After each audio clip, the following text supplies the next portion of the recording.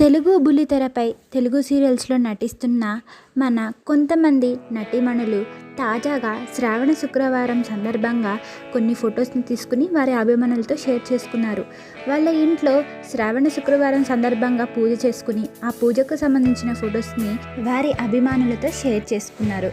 మరి మీరు కూడా ఆ ఫొటోస్ని చూసేయండి. అలాగే ఇలాంటి మరి లేటెస్ట్ అప్డేట్స్ కోసం మా ఛానల్ని సబ్స్క్రైబ్ చేసుకోవడం మర్చిపోకండి. Please like, share, comment and subscribe. Thank you for watching.